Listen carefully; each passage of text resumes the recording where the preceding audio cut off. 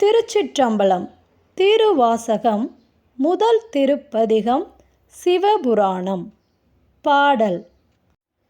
மாற்றமாம் வையகத்தின் வெவ்வேறே வந்தறிவாம், தேற்றனே தேற்றத் தெளிவே என் சிந்தனையுள், ஊற்றான உன்னாரமுதே உடையானே, வேற்று விகார விடக்குடம்பின் உட்கிடப்ப, ஆற்றேனெம் ஐயா அரணே ஓ என்றென்று. பாடல் விளக்கம். மாற்றமாம் வையகத்தின் வெவ்வேறே வந்தறிவாம். இந்த உலகத்தில் உள்ள எல்லா உயிர்களும் மாறிக்கொண்டே இருக்கும். ஒவ்வொருவரும் ஒவ்வொரு விதமான அறிவுடனும் அனுபவத்துடனும் உருவாகிறார்கள். அப்படி மாறுபடும் உலகின் அறிவுகளுக்கு மத்தியில் மாறாத உண்மை அறிவாக நம் மனத்தில் தோன்றுபவர்தான் நம் இறைவன். வந்தறிவாம். வந்தறிவாம் என்றால் தோன்றும் உயிரினங்கள் அனைத்திற்கும் பிறவிக்கு பிறவி அறிவு மாறுபடும். ஆனால் நம் இறைவனின் அறிவு மட்டும் மாறாத ஞான ஸ்வரூபமாக விளங்குகிறது. தேற்றனே தேற்றத் தெளிவே என் சிந்தனையுள்.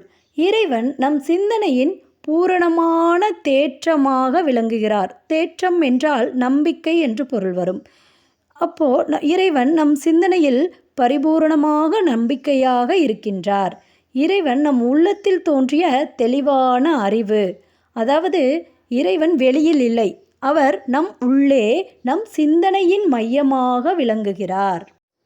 ஊற்றான உன்னார் அமுதே உடையானே. எல்லா அறிவுகளுக்கும் ஞானத்துக்கும் ஆனந்தத்துக்கும் மூல காரணமாக இருப்பவர் இறைவன். அவர் மெய்ஞானமான அமுதமாக இருக்கின்றார். அதாவது ஒரு மலையிலிருந்து ஊறும் நீரானது நிறைய இடங்களுக்கு செல்லும். செல்கின்ற இடங்களுக்கெல்லாம் பல்வேறு விதமான பயன்பாட்டுடன் பசுமையை உருவாக்கிவிட்டு செல்லும். அப்படிப்பட்ட நீர் ஊற்றை யாராலும் முழுமையாக பயன்படுத்திவிட முடியாது. ஆனால் அதன் பயன்பாடு அனைத்து உயிர்களையும் வாழ வைத்திருக்கும். அதுபோல இறைவன் ஒரு ஞான ஊற்று. அவரை நம்மால் முழுமையாக அறிய முடியாது. ஆனால் இறைவனை முழுதும் உணர முடியாத நமக்கு அவரால் அறிவும் ஆனந்தமும் கிடைக்கின்றது. வேற்று விகார விடக்குடம்பின் உட்கிடப்ப. வேற்று விகாரம் என்பது நம் உடம்பானது வெவ்வேறு மாற்றங்களையும் பாவங்களையும் புலன் சேர்க்கைகளையும் கொண்டுள்ளது.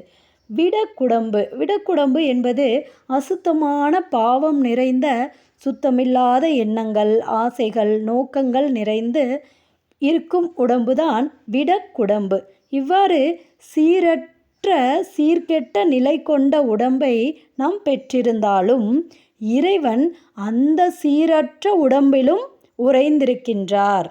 அதாவது நம்ம பார்த்துருப்போம், தெரு ஓரங்களில் உள்ள அழுக்கான துர்நாற்றம் மிக்க கழிவு நீரில் கூட மெல்லிய அழகான செடி வளர்ந்திருக்கும். அதன் வேர் நச்சு நீரில் வளர்ந்திருந்தாலும் கூட அந்த செடியில் மலரும் மலரின் மனம் பறித்து முகர்ந்து பார்த்தால் மிக தூய்மையான மனமாக வீசும்.